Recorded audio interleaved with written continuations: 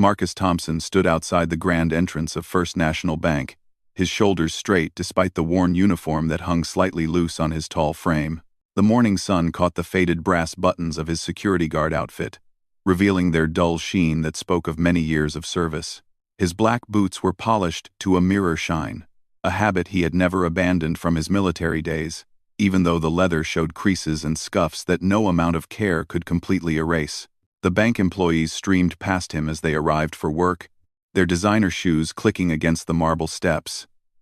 Some nodded politely, others barely acknowledged his presence, treating him like part of the building's fixtures. Marcus had grown accustomed to this treatment over the past 3 years since he had taken the job. At 52, he was older than most security guards, and his quiet demeanor often led people to underestimate him. Sarah Mitchell, the head teller, paused as she climbed the steps. She was one of the few employees who always greeted him warmly. "Good morning, Marcus. How was your weekend?" "Peaceful, thank you for asking." "Miss Mitchell," Marcus replied, touching the brim of his cap respectfully. His voice carried a slight accent that hinted at his origins in a small military town in Tennessee. Sarah smiled and continued inside, her heels echoing in the vast lobby. She had always wondered about Marcus's background. There was something about the way he carried himself, the precision of his movements, and the careful way he observed everything around him that suggested more than his current position revealed. As the morning progressed, the bank filled with customers. Marcus took his position inside the lobby, near the entrance, where he could observe all the activity. The First National Bank was one of the city's most prestigious financial institutions, serving wealthy clients and handling millions of dollars in transactions daily. The interior was impressive, with marble columns, crystal chandeliers, and mahogany furniture that spoke of old money and established power. Around 10 o'clock, a group of young bank executives arrived, their laughter echoing through the lobby. They were the rising stars of the institution, all in their 20s and 30s, dressed in expensive suits and carrying themselves with the confidence that came from Ivy League educations and influential family connections. David Hartwell, the youngest vice president in the bank's history, led the group. His father owned a chain of luxury hotels, and David had used those connections to secure his position. He spotted Marcus and made a comment that caused his companions to snicker. "Look at our fearsome guardian," David said loud enough for several customers to hear. "I bet he couldn't stop a determined teenager, let alone an actual threat." Marcus heard the comment but kept his expression neutral. He had learned long ago that responding to such provocations only made situations worse. Instead, he continued his quiet observation of the lobby, noting the positions of customers, employees, and potential security concerns. Jessica Warren, another young executive, joined in the mockery. "I heard from HR that he doesn't even have proper security training. Just some old military background that probably doesn't mean much in the real world." The group continued their conversation as they walked toward the elevators, their voices carrying clearly in the acoustically designed space. Other customers and employees couldn't help but overhear, and Marcus noticed some sympathetic glances directed his way. Mrs. Eleanor Pemberton, an elderly client who had been banking there for 40 years, approached Marcus after the executives disappeared into the elevator. She was a dignified woman in her 80s, always impeccably dressed, and carrying herself with the grace of someone born to wealth and privilege. "Young man," she said quietly, "please, don't let those foolish children bother you. Some people mistake loudness for importance, and cruelty for cleverness." Marcus nodded respectfully. "Thank you for your kindness, Mrs. Pemberton. It's not a concern." Mrs. Pemberton studied his face for a moment. "You remind me of my late husband. He was a military man too. There's something about the way you hold yourself that speaks of honor and discipline. These young people wouldn't recognize real strength if it introduced itself personally." As Mrs. Pemberton walked away to conduct her business, Marcus reflected on her words. He had indeed served in the military, but his background was far more complex than anyone at the bank realized. The truth was something he had chosen to keep private, not out of shame, but because some experiences were too profound to share casually. The day continued with its usual rhythm. Marcus helped elderly customers with heavy doors, provided directions to lost visitors, and maintained a watchful eye on the comings and goings of everyone in the building. His presence was reassuring to many, even if some chose to mock it. During his lunch break, Marcus sat in a small park across from the bank, eating a simple sandwich he had brought from home. He watched the flow of people on the busy street, noting details that others might miss. A man in a dark coat, who had walked past the bank 3 times in the last hour. A van parked in a loading zone that had been there all morning despite the 30-minute limit. A woman who seemed to be taking photographs of the building from different angles. These observations were automatic for Marcus. Ingrained habits from years of training that had taught him to notice patterns and potential threats. Most of the time, his vigilance was unnecessary in the quiet environment of the bank. But old habits died hard. And Marcus believed that preparation was the key to handling any situation that might arise. When he returned from lunch, Marcus found the lobby buzzing with activity. A group of important clients had arrived for a high-level meeting, and the bank's senior management was in full attention mode. Mr. Richardson, the bank president, was personally greeting the visitors. Accompanied by several vice presidents, including David Hartwell, the clients were clearly influential people, dressed in custom-tailored suits and carrying themselves with the confidence that came from serious wealth and power. Marcus recognized one of them from newspaper photographs as a major real estate developer, and another as the owner of a shipping company that operated internationally. As the group moved through the lobby toward the executive conference rooms, David Hartwell noticed Marcus and couldn't resist another moment of showing off for the important clients. "Don't worry about security, gentlemen," David said with a smug smile. "We have our elite guardian here to protect us. Though between you and me, I think we might be safer with a scarecrow." The clients chuckled politely, though some seemed uncomfortable with the young executive's lack of professionalism. Mr. Richardson looked embarrassed, but didn't address David's behavior in front of the important visitors. Marcus maintained his professional demeanor, but Mrs. Pemberton, who was still in the lobby completing some paperwork, overheard the exchange. She approached Mr. Richardson after the group had passed. "Harold," she said, using the president's first name, with the familiarity of a long-standing client. "That young man's behavior was inappropriate and reflects poorly on this institution." Mr. Richardson nodded apologetically. "I apologize, Mrs. Pemberton. Sometimes youthful enthusiasm lacks proper judgment." "This isn't about enthusiasm," Mrs. Pemberton replied firmly. "It's about respect and character. You might want to consider what kind of culture you're fostering here." As the day progressed, word of David's latest display of arrogance spread through the bank's employee network. Some found it amusing. Others were embarrassed by the unprofessional behavior, and a few, particularly the older employees, were genuinely angry about the disrespectful treatment of Marcus. Sarah Mitchell found an opportunity to approach Marcus during a quiet moment in the afternoon. "I want you to know that not everyone here thinks David's behavior is acceptable," she said. "Many of us respect what you do and appreciate your presence here." Marcus smiled warmly. "I appreciate that, Miss Mitchell. But it's really not necessary. I've dealt with much worse situations than young men with too much confidence and too little wisdom." There was something in the way he said it that made Sarah curious, but she didn't press for details. Instead, she returned to her work, thinking about the quiet dignity with which Marcus handled the constant provocations. The afternoon brought a steady stream of customers, and Marcus continued his duties without incident. He helped an elderly man who had difficulty walking, directed lost visitors to the correct departments, and maintained his watchful presence in the lobby. His movements were economical and precise, never wasted or hurried, and he seemed to notice everything that happened around him. Around 4 o'clock, as the business day began to wind down, Marcus noticed something that made him more alert.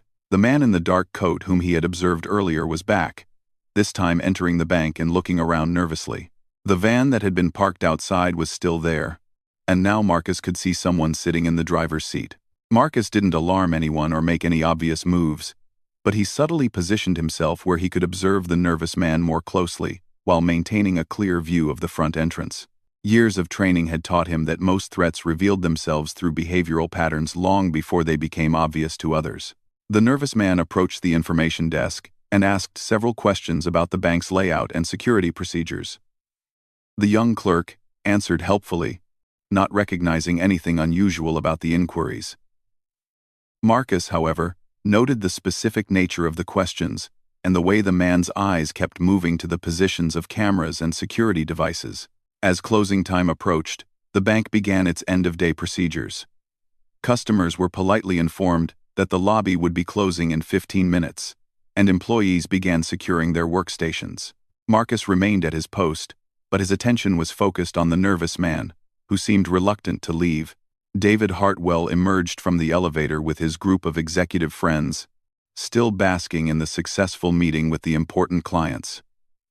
As they passed Marcus, David couldn't resist one more jab. "Still standing guard, I see," David said with a smirk. "Make sure you don't let any dangerous pigeons into the building."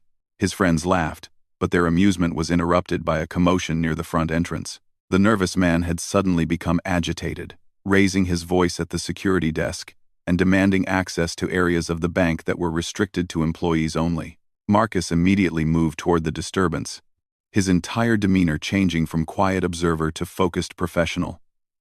The transformation was subtle but complete, his relaxed posture becoming alert and purposeful, his casual awareness becoming sharp and directed. The nervous man saw Marcus approaching and became even more agitated.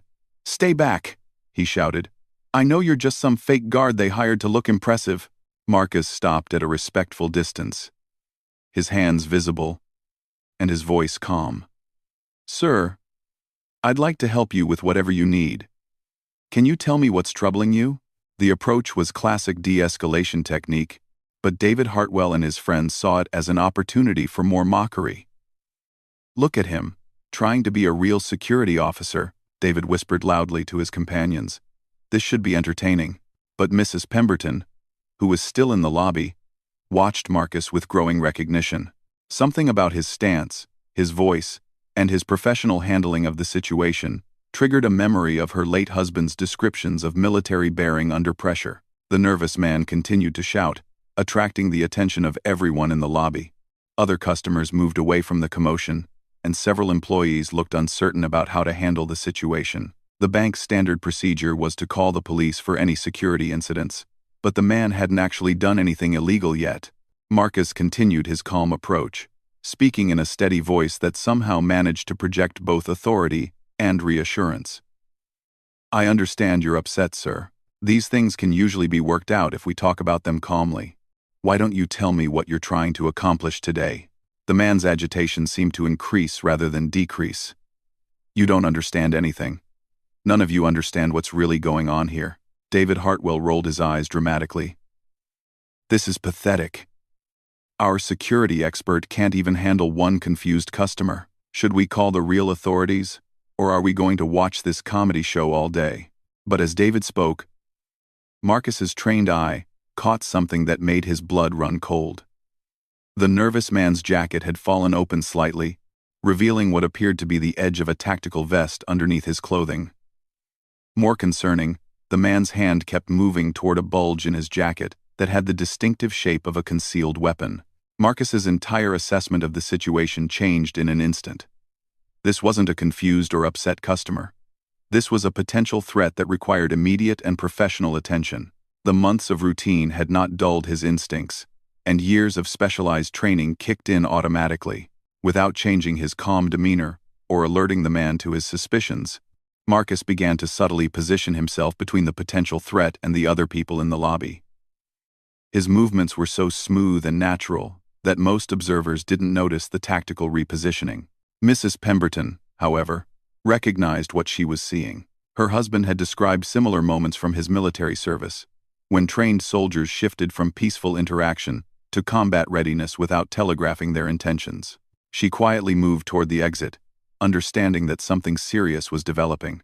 The nervous man's hand finally moved definitively toward his jacket, and Marcus saw the unmistakable motion of someone reaching for a concealed weapon. In that instant, the quiet bank guard disappeared entirely, replaced by someone with lightning-fast reflexes and precise, Devastating efficiency. Marcus moved like a striking snake, covering the distance between himself and the threat in 2 smooth steps. His left hand intercepted the man's reaching arm, while his right hand struck a pressure point on the man's neck with surgical precision. The potential attacker dropped to the ground, unconscious before he could complete his draw. The entire sequence took less than 3 seconds, so fast that most people in the lobby weren't sure what they had witnessed. One moment there was a shouting man reaching for something in his jacket, and the next moment he was on the ground with Marcus calmly securing what proved to be a loaded pistol. David Hartwell and his friends stood frozen, their mouths open in shock. The confident mockery of moments before had been replaced by stunned silence as they tried to process what they had just witnessed. Marcus quickly checked the unconscious man for additional weapons while simultaneously scanning the lobby for other potential threats. His movements were practiced and professional, the result of training that few civilians would ever experience. "Someone call 911 and request police and medical assistance," Marcus said calmly to the stunned bank employees. His voice carried an authority that no one questioned. "Also, please evacuate the lobby in an orderly fashion. There may be additional threats." As if his words were prophetic, the front doors of the bank burst open, and 3 more men rushed in, clearly part of a coordinated attack. They had been waiting outside and decided to proceed when their inside man failed to signal them. What happened next would be talked about in law enforcement circles for years to come. Marcus Thompson, the quiet bank guard whom everyone had underestimated, demonstrated why some people should never be judged by their current circumstances. The first attacker through the door carried a shotgun and was clearly prepared for violence. Marcus was ready for him. Years of combat experience had taught him that in life-threatening situations, hesitation meant death, and overwhelming force applied immediately was often the most merciful approach for everyone involved. Marcus moved with the fluid precision of someone who had faced similar situations many times before. He used the marble pillar near the entrance as cover, while simultaneously drawing a weapon that none of the bank employees had known he carried. His movements were so smooth and practiced that it seemed almost choreographed. The first attacker never had a chance to fire his weapon. Marcus's shot was precisely placed and instantly effective. The second attacker, seeing his companion fall, tried to take cover behind the information desk. But Marcus was already moving to a new position, using tactics that spoke of extensive urban combat training. David Hartwell and his friends dove behind furniture, their expensive suits wrinkled, and their previous confidence completely shattered. The reality of actual violence was nothing like the action movies they enjoyed, and they were learning firsthand why trained professionals commanded respect. Mrs. Pemberton had made it to the exit but turned back to witness the unfolding events. What she saw confirmed her growing suspicions about Marcus Thompson's true background. The man moving through her bank's lobby with such deadly efficiency was no ordinary security guard. The third attacker proved more cautious than his companions, using the confusion and panic to try to flank Marcus's position. But Marcus had anticipated this move, and his combat experience included dealing with multiple opponents in confined spaces. The attacker found himself facing someone who seemed to know his intentions before he acted on them. The entire engagement lasted less than 2 minutes, but in that brief time, Marcus Thompson revealed himself to be someone far different from the quiet, unassuming man who had been mocked and dismissed for 3 years. When the shooting stopped, 3 attackers lay unconscious or incapacitated, and 1 weapon had been secured. Marcus immediately began checking the wounded men for serious injuries while maintaining security awareness in case additional threats materialized. "Is anyone hurt?" he called out to the terrified employees and customers who were still hiding behind furniture and counters. His voice was calm and professional, showing no signs of stress despite having just engaged multiple armed attackers. Sarah Mitchell emerged shakily from behind the teller counter. "Marcus, are you? How did you? What just happened?" Marcus was busy applying pressure to a wound on one of the attackers, his first aid training evident in his precise movements. "Bank robbery attempt that went wrong," he said simply. "The police and paramedics should be here soon. Everyone needs to stay calm and stay put until the authorities can secure the scene." David Hartwell slowly stood up from behind an overturned chair, his face pale, and his expensive suit disheveled. The arrogant young executive who had spent months mocking Marcus was staring at him with a mixture of shock, fear, and dawning realization. "Who are you?" David whispered, his voice barely audible. Marcus looked up from the wounded man he was treating. "I'm Marcus Thompson, bank security guard," he replied matter-of-factly. "Same as I was this morning when you were making jokes about scarecrows." But everyone in that lobby now understood that Marcus Thompson was far more than his job title suggested.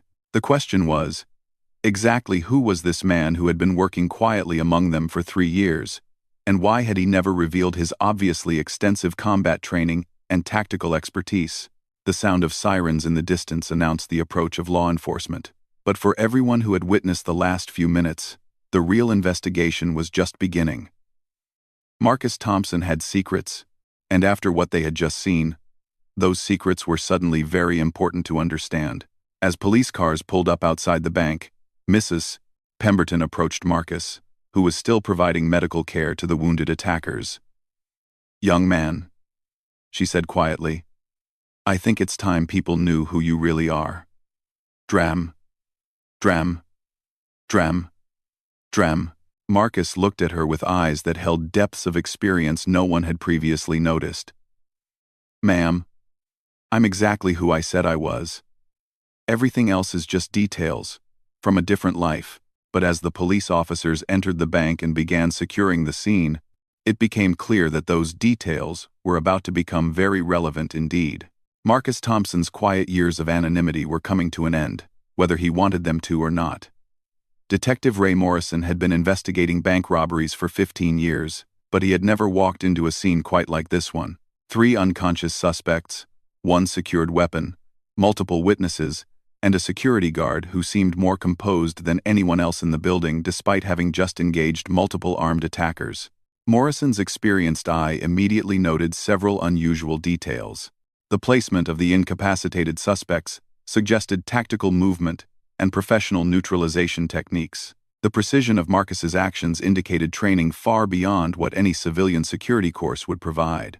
Most telling of all, Marcus himself showed no signs of post-combat stress or adrenaline shock that Morrison would expect from an ordinary citizen who had just been in a life-threatening situation. "Mr. Thompson, I'm Detective Morrison," Ray said, approaching Marcus, who was still providing first aid to one of the attackers. "I need to ask you some questions about what happened here." Marcus looked up briefly, then returned his attention to checking the man's pulse. "Of course, Detective. This one needs medical attention soon. Possible concussion from when he hit the floor." Morrison noted the clinical assessment and the way Marcus seemed more concerned about the welfare of the men who had tried to rob the bank than about his own situation. "The paramedics are on their way. Can you walk me through what happened?" As Marcus began his account of the events, Morrison found himself increasingly intrigued. The security guard's description was precise, detailed, and delivered in the kind of clear, methodical language that Morrison associated with police reports and military debriefings. Most civilians who had just been through a traumatic experience were confused, emotional, and had trouble remembering sequences of events clearly. "You mentioned that you noticed suspicious behavior from the first subject earlier in the day," Morrison said, taking notes.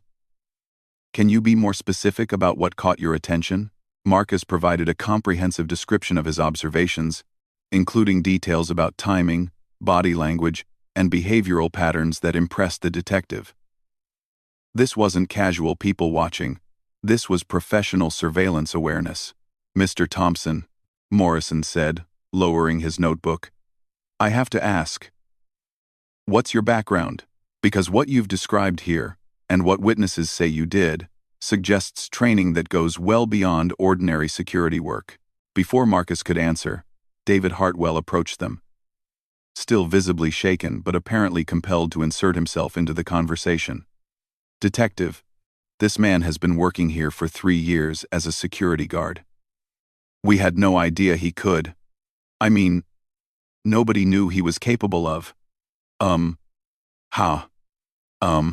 Capable of what, Mr. Hartwell?" Morrison asked. David struggled to find words. "What we just saw. The way he moved. How fast everything happened. It was like watching some kind of special forces, soldier or something." Morrison turned back to Marcus. "Is that accurate, Mr. Thompson? Do you have special forces experience?" Marcus was quiet for a long moment, and Morrison could see him weighing his response carefully. Finally, he spoke. I served in the military, detective. But that was a long time ago. And it's not really relevant to what happened here today. I think I'll be the judge of what's relevant, Morrison replied, though not unkindly. What unit did you serve with, and when? Again, Marcus hesitated. I'd prefer not to get into details about my service record. Detective. Is that necessary for your investigation? Morrison was about to press the point when Mrs. Pemberton approached them. The elderly woman had been speaking with other officers, but something in her expression suggested she had important information to share. Detective Morrison, she said formally. I believe I may be able to provide some context about Mr. Thompson's background. Both men looked at her with surprise. Ma'am? Morrison prompted. Mrs. Pemberton looked directly at Marcus. My late husband was Colonel James Pemberton, retired. He served in Vietnam and later worked in military intelligence. I learned to recognize certain qualities in the men he worked with. Mr. Thompson displays those same qualities. Marcus met her gaze steadily. Mrs. Pemberton, with respect, I think you may be reading more into this situation than is warranted. She smiled slightly. Young man, I've been watching you for 3 years. The way you move, how you observe everything around you, your situational awareness, and most importantly, how you handled yourself today. These are not skills you learn in civilian life. Detective Morrison was becoming more interested by the moment. Mrs. Pemberton, are you suggesting that Mr. Thompson has military experience beyond what he's admitted? I'm suggesting, she replied carefully, that some men who have served their country in certain capacities prefer to keep those details private when they return to civilian life. Sometimes, for very good reasons. The conversation was interrupted by the arrival of paramedics, who began treating the unconscious suspects. Morrison noticed that Marcus immediately stepped back to give them room but continued to observe their work with professional interest. When one of the paramedics had a question about the nature of the suspect's injuries, Marcus was able to provide precise information about what had happened to each man. You've had medical training too, Morrison observed. Basic first aid, Marcus replied. Anyone in my position should know how to help people who are hurt. But Morrison had noticed that Marcus's basic first aid included proper pressure point applications, assessment techniques for head injuries, and a calm competence that suggested much more than basic training. As the scene was processed and the suspects were transported to the hospital, word of the incident began to spread beyond the bank. Local news crews arrived, drawn by reports of an attempted robbery that had been thwarted by a security guard. The story was already being described as unusual, but none of the reporters yet understood just how unusual it really was.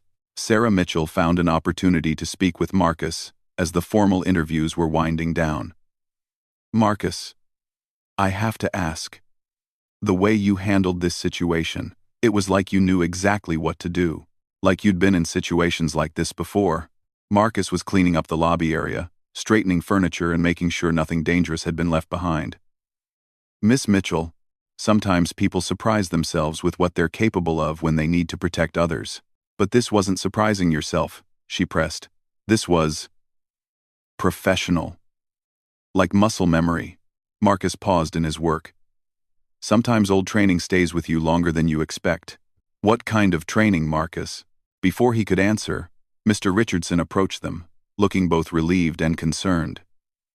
The bank president had spent the last hour dealing with corporate security, insurance representatives, and senior management who wanted to understand how one of their security guards had managed to neutralize 4 armed attackers. Marcus, Richardson said, I've just gotten off the phone with our corporate office. They want a full debrief about this incident, and they're particularly interested in your response to the situation. Quote, Marcus nodded. Of course, Mr. Richardson. I'll provide whatever information they need. They're also asking questions about your background and qualifications that I'm finding difficult to answer, Richardson continued. Your personnel file doesn't seem to include details that would explain what happened here today. My qualifications met the requirements for the position when I was hired, Marcus replied diplomatically. Richardson looked frustrated. Marcus, You just prevented what could have been a catastrophic robbery, possibly saving lives in the process. But you did it using skills that nobody here knew you possessed. Corporate security wants to understand how and why we have an employee with your apparent capabilities working in a standard guard position. The conversation was interrupted by a commotion near the bank's entrance. A black sedan with government plates had pulled up outside, and two men in dark suits were approaching the building. Detective Morrison immediately went to meet them, and Marcus noticed the tension in the detective's posture as he spoke with the newcomers. Mrs. Pemberton, who had been observing everything from a nearby chair, approached Marcus with a knowing expression. "It appears your quiet retirement is about to become complicated, young man." Marcus watched the men in suits through the window. "I'm not sure what you mean, Mrs. Pemberton.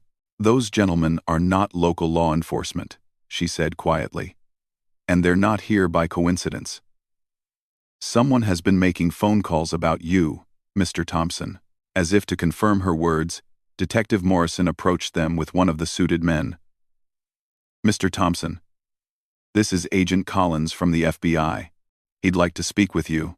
Agent Collins was a thin man in his 40s, with sharp eyes that seemed to catalog everything they saw. "Mr. Thompson, we understand you were instrumental in preventing a bank robbery today." "I did my job, Agent Collins," Marcus replied neutrally. "Yes, and that's what we'd like to discuss.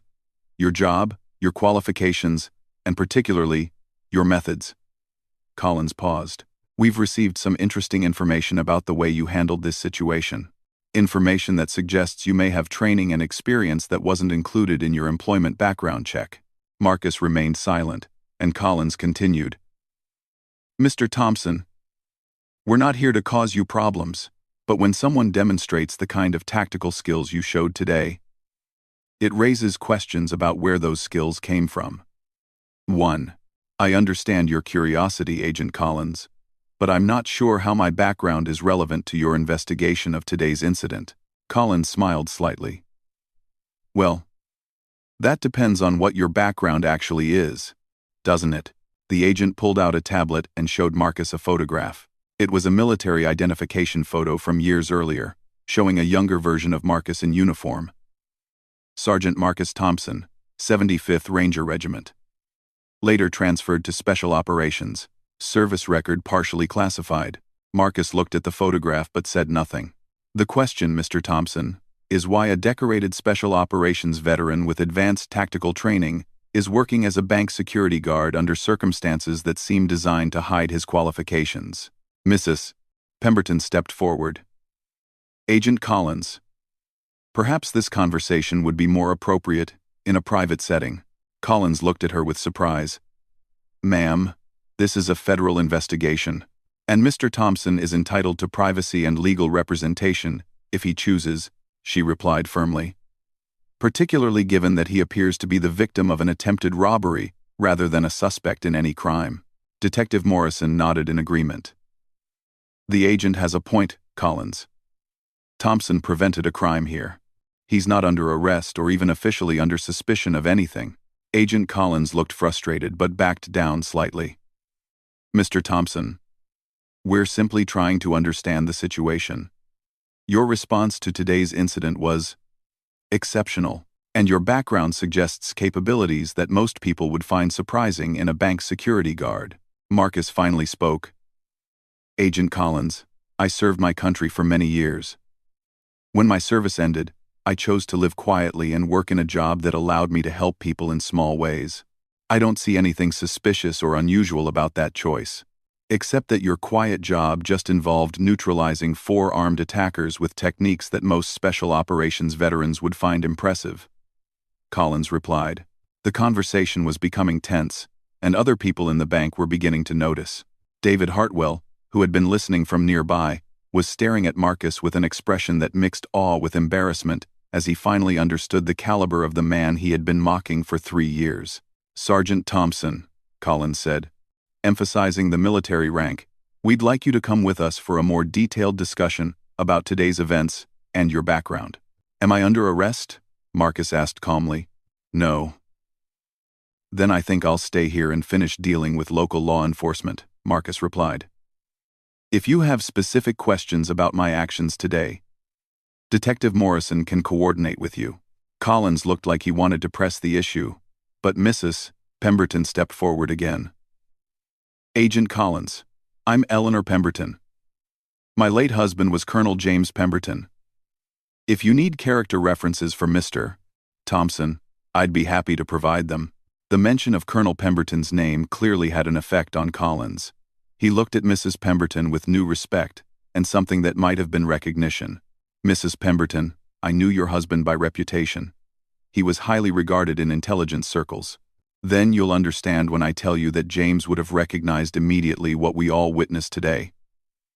Mr. Thompson acted with honor, courage, and exceptional skill to protect innocent people. Rather than interrogating him, perhaps you should be thanking him. Collins looked frustrated but seemed to realize he was not going to get cooperation through pressure. Mr. Thompson, we'll be in touch. This situation raises questions that will need to be addressed. After the federal agents left, the bank began to return to something approaching normal. Local police finished their evidence collection.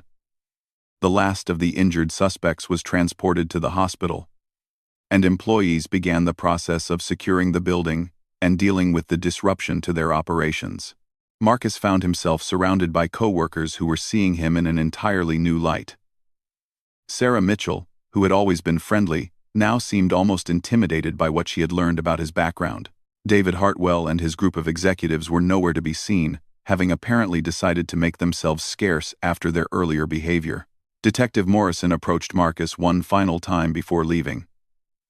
Thompson, I've been doing this job for 15 years, and I've never seen anything quite like what you did today. Those were textbook tactical responses, executed flawlessly under pressure. Marcus was putting his uniform jacket back on, preparing to end what had been a very unusual workday. Detective, sometimes people rise to meet the challenges they're faced with. Morrison smiled. Some people do. Others panic, freeze, or make things worse. What you did required years of training and experience that most people never have access to. The kind of training that creates warriors, not security guards. I'm just a security guard, detective.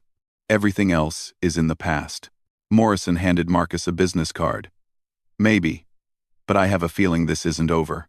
If you ever decide you want to talk about what really happened in your past, or if you need someone who understands what it's like to deal with violence as part of your job, give me a call. As the bank finally closed for the day, Marcus found himself alone with Mrs. Pemberton, who had waited to speak with him privately.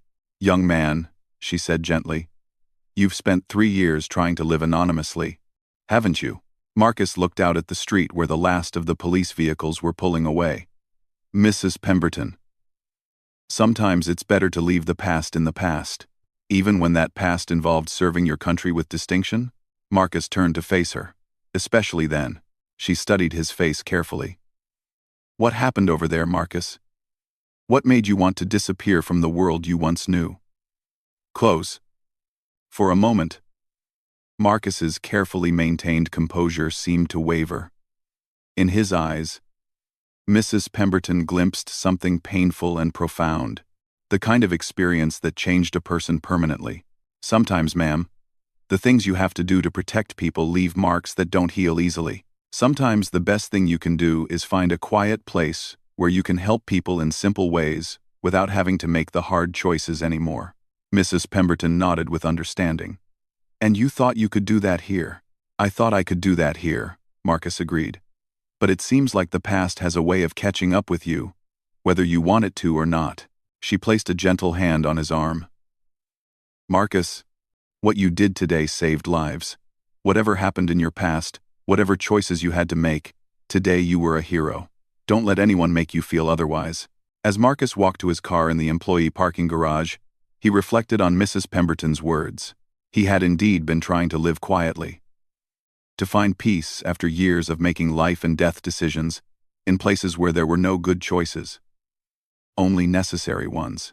The attempted bank robbery had shattered that quiet life in a matter of minutes. Now there would be questions, investigations, and attention that he had spent 3 years trying to avoid. The federal agents would be back with more questions. The bank's corporate security would want detailed explanations, and the local media would eventually piece together enough of the story to make his anonymity impossible. But as he drove home through the familiar streets of the quiet neighborhood where he had built his simple life, Marcus realized that Mrs. Pemberton was right about one thing. Today he had been able to save innocent people without having to make morally complicated choices. The attackers had been clear threats, the response had been necessary, and nobody had been killed unnecessarily. Perhaps there was something to be said for applying hard-earned skills in defense of truly innocent people, rather than in the morally gray areas where he had once operated. Perhaps his past didn't have to be something to hide from, but something that could be put to honorable use. As he pulled into his driveway, Marcus noticed a car parked across the street that hadn't been there that morning. Inside, he could see the silhouette of someone watching his house. The quiet retirement was definitely over, and tomorrow would bring new challenges that he couldn't avoid simply by keeping his head down and doing his job quietly. But tonight, he could take satisfaction in knowing that his actions had prevented tragedy and protected innocent people. Whatever came next, he could face it with the knowledge that he had chosen the right side when it mattered most. The question now was whether the people who were taking interest in him would prove to be allies or additional problems to solve. Either way, Marcus Thompson was no longer just a bank security guard, and there was no going back to the anonymous life he had tried to build. The next morning brought unseasonably heavy rain to the city, and Marcus Thompson stood at his kitchen window watching the water run down the glass as he drank his morning coffee. He had slept little, partly because of the adrenaline that still lingered from the previous day's events, but mostly because he knew his life had fundamentally changed in those few minutes in the bank lobby. The car that had been watching his house the night before was gone, but Marcus's trained instincts told him that the surveillance had likely been replaced by something less obvious. He had noticed the same white van parked in different locations on his street over the past 2 days, and a man in running gear had jogged past his house 3 times since dawn, which was 2 times too many for coincidence. As he prepared for what would undoubtedly be another unusual day at work, Marcus reflected on the conversation he had had with Mrs. Pemberton the previous evening. Her words about being a hero had touched something deep inside him, a part of his identity that he had tried to bury when he left his military career behind. The truth was more complicated than anyone at the bank understood.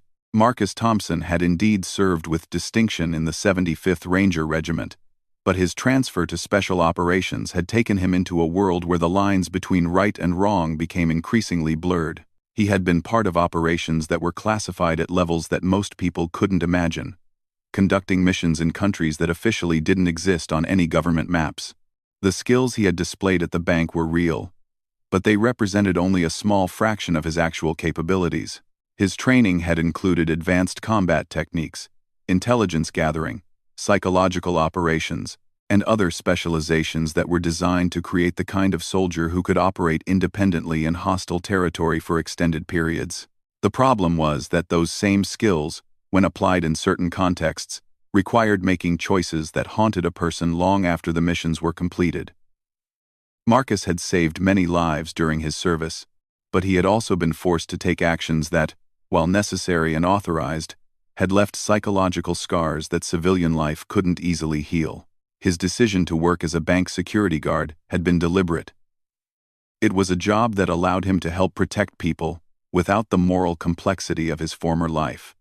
The work was simple, the threats were minimal, and he could go home each night knowing that he had done good, without having to compromise his principles or make decisions that would follow him into his dreams. But yesterday had changed everything. The moment he had seen those attackers enter the bank, all of his training had automatically engaged.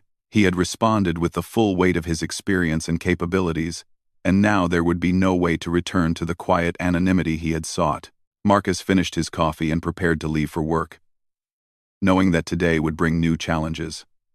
As he walked to his car, he noticed a black sedan with tinted windows parked at the end of the block.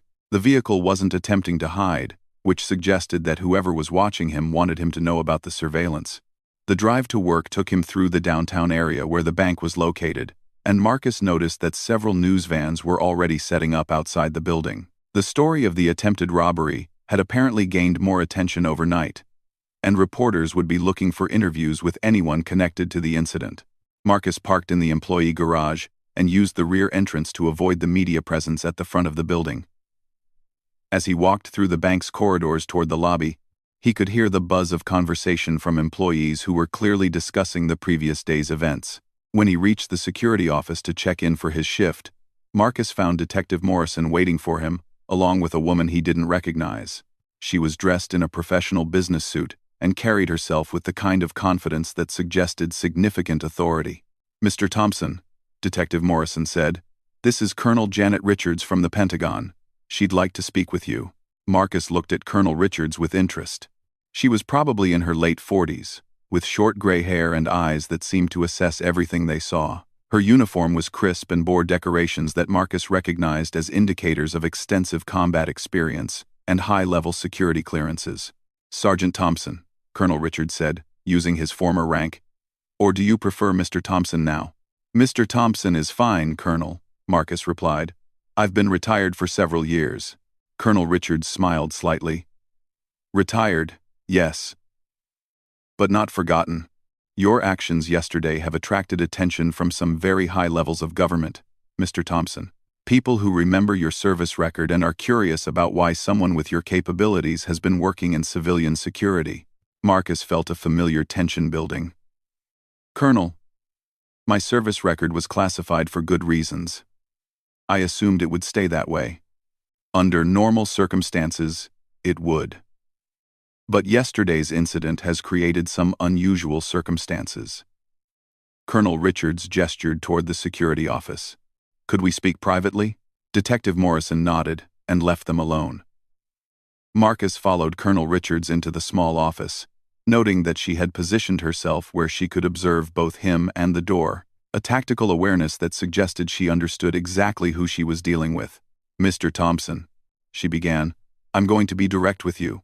Your name came across my desk yesterday in connection with the bank incident, and when I cross-referenced it with classified service records, I found some very interesting information." Marcus remained silent, waiting to see where the conversation was heading. "According to those records, you served with exceptional distinction in some of our most sensitive operations. Your psychological evaluations indicated that you were one of the most capable operatives we had, with skills that made you invaluable for certain types of missions." "That was a long time ago, Colonel. 3 years, 4 months, she said precisely. "Not that long ago in terms of classified operations. Which brings me to my question. Why did someone with your qualifications and clearance levels suddenly decide to disappear into civilian life as a bank security guard?" 8. Marcus looked out the office window at the bank lobby, where he had worked quietly for 3 years. "Sometimes, people want to live different kinds of lives, Colonel. Sometimes the missions end, and you want to find a way to help people that doesn't require making the hard choices anymore." Colonel Richards studied his face carefully.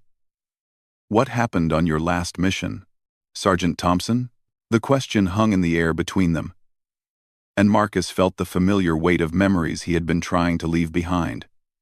"Colonel, my debriefing reports are in the files. If you have clearance to read my service record, you have access to those reports." "I do, and they raise more questions than they answer." She leaned forward slightly. "The official reports indicate that the mission was successful and that all objectives were achieved, but reading between the lines, it's clear that something happened that affected you profoundly enough to make you want to leave that life completely." Marcus was quiet for a long moment. "Colonel, some missions succeed in accomplishing their objectives while still costing more than they should. Sometimes the price of success is higher than the people giving the orders understand. And sometimes soldiers blame themselves for outcomes that were beyond their control." Colonel Richards replied gently. "Mr. Thompson, I've read your complete file, including the classified sections. What you accomplished during your service saved countless lives and prevented catastrophic events from occurring. Whatever personal cost you paid, your actions served the greater good." "The greater good," Marcus repeated quietly. "Yes, I've heard that phrase before." Colonel Richards seemed to understand that she was approaching sensitive territory. "Mr. Thompson, the reason I'm here is not to relitigate your past decisions. I'm here because we have a situation that requires someone with your specific skill set." Marcus looked at her with surprise. "Colonel, I'm retired. I have no interest in returning to that life. Even if innocent lives are at stake, even if the situation specifically requires someone who can operate with the kind of precision and discretion you demonstrated yesterday. Before Marcus could respond, there was a knock on the office door. Detective Morrison entered with a concerned expression. "Excuse me, but we have a problem," Morrison said. "The suspects from yesterday's robbery attempt have been released from the hospital, and they've been transported to a federal holding facility. But according to my contacts at the FBI, someone posted their bail this morning." Colonel Richards looked sharply at the detective. "All 4 of them?" "All 4. And the bail amounts were substantial. Someone with serious financial resources wanted them out of custody quickly." Marcus felt a cold certainty settling in his stomach. This wasn't a random bank robbery, was it? Colonel Richards and Detective Morrison exchanged looks. "We don't think so," Morrison replied. "The FBI ran background checks on the suspects overnight. 2 of them have connections to organizations that specialize in corporate espionage and information theft." "What kind of information were they after?" Marcus asked, though he suspected he already knew the answer. Colonel Richards pulled out a classified folder and opened it carefully. "Mr. Thompson, First National Bank handles financial transactions for several government contractors who work on sensitive defense projects. Someone may have been trying to gain access to information about those transactions." Marcus looked at the classified documents in the folder, noting the high security markings. "And you think yesterday's incident was specifically designed to target that information?" "We think yesterday's incident was designed to test the bank's security responses," Colonel Richards replied. "And we think the people behind it now know that the bank has an exceptionally capable security guard who can respond to threats in ways they didn't anticipate." The implications of this revelation were sobering. If the robbery attempt had been reconnaissance rather than an actual theft attempt, then Marcus had revealed his capabilities to people who now knew he was much more than he appeared to be. "Colonel," Marcus said quietly, "if these people were conducting surveillance and assessment, then they now know that their assumptions about the bank's security were wrong. They'll either abandon their plans or escalate their approach." "Exactly. And if they escalate, innocent people will be in danger. The kind of danger that requires professional intervention." Marcus stood up and walked to the window overlooking the lobby. Bank employees were arriving for work. Customers were beginning their daily financial business, and everything appeared normal. But his trained instincts told him that appearances could be deceiving. "What exactly are you asking me to do, Colonel?" "I'm asking you to consider coming back to work for your country, Mr. Thompson. Not permanently, and not in the same capacity as before. But this situation requires someone who can protect civilians while simultaneously gathering intelligence on the people targeting them." Marcus turned back to face her. "And what makes you think I'm the right person for this particular situation?" Colonel Richards smiled grimly. "Because you're already here. You're already trusted by the people who work in this bank. And you've already demonstrated that you can protect them effectively. Plus, your cover as a security guard is now perfect. Anyone watching will think they understand your capabilities based on what they saw yesterday. But they don't understand my actual capabilities? Not even close. Yesterday you demonstrated basic combat skills and tactical awareness. You didn't reveal anything about your advanced training in intelligence gathering, psychological operations, or the other specializations in your file." Detective Morrison had been listening to this exchange with growing understanding. "You're talking about using Thompson as an undercover operative to protect the bank while investigating the people behind yesterday's incident." "Among other things," Colonel Richards confirmed. "Mr. Thompson, we believe this situation is more complex than a simple corporate espionage attempt. The resources required to bail out 4 suspects overnight, the sophistication of their reconnaissance, and the targets they're interested in suggest an organized threat that could affect national security." Marcus felt the familiar weight of responsibility settling on his shoulders. He had hoped to leave this kind of decision-making behind, but the reality was that innocent people were potentially in danger, and he had skills that could protect them. "Colonel, if I agree to this, what exactly would be expected of me?" "Continue working as a security guard at the bank, but also watch for signs of continued surveillance or escalating threats. If these people decide to try again, We need someone inside who can respond appropriately and gather intelligence on their operations. And what support would I have? Colonel Richards opened another section of her folder. Full logistical support from appropriate agencies, secure communications equipment, and access to intelligence databases that would help you identify potential threats. Plus, backup that could respond within minutes if the situation requires it. Marcus looked out at the lobby again, where Mrs. Pemberton had just arrived for her daily banking. She waved at him through the window, and he found himself thinking about her words from the previous day about being a hero. "There's one condition," Marcus said finally. "What's that?" "The people who work here, the customers who come here every day, they don't know about any of this. As far as they're concerned, I'm still just Marcus Thompson, bank security guard. I won't have their safety compromised because someone thought it was acceptable to keep them in the dark about potential threats." Colonel Richards nodded. "Agreed. In fact, that's essential for the operation. Your cover depends on maintaining the same relationships and routines you've established over the past 3 years." Detective Morrison looked between them. "And what about local law enforcement? How do we coordinate if there are future incidents?"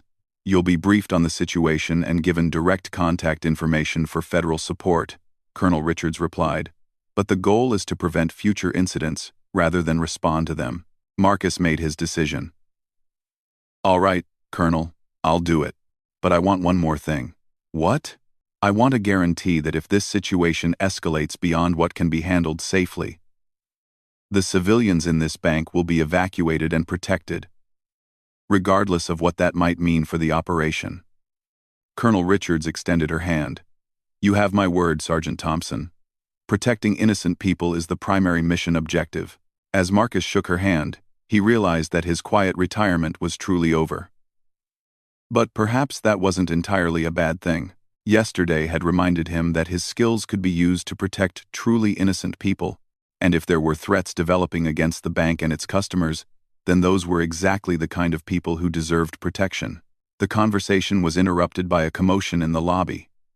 Through the window, Marcus could see David Hartwell arguing loudly with several other bank executives. The young vice president appeared agitated and was gesticulating dramatically while making his points. "What's that about?" Detective Morrison asked. Marcus watched the scene with interest. "Mr. Hartwell has been dealing with some embarrassment since yesterday. He spent 3 years mocking my competence, and now he's discovered that his judgment was significantly flawed." Colonel Richards looked out at the argument with professional interest. "How has he been handling the revelation about your background?" "Not well. Yesterday he seemed shocked and intimidated. Today it looks like he's moved to anger and defensiveness." As they watched, David's argument with his colleagues became more heated. He was clearly upset about something, and his voice was carrying across the lobby despite his colleagues' attempts to calm him down. "I should probably go handle this situation before it disturbs the customers," Marcus said, but as he started toward the door, Colonel Richards touched his arm. "Mr. Thompson, one more thing.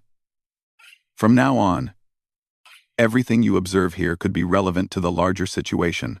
People's reactions to yesterday's events, changes in behavior, anything unusual should be reported." Marcus nodded and headed toward the lobby. But Colonel Richards's words had added a new dimension to his observations of David Hartwell's behavior. The young executive was clearly struggling with the aftermath of yesterday's events, but was his distress simply embarrassment?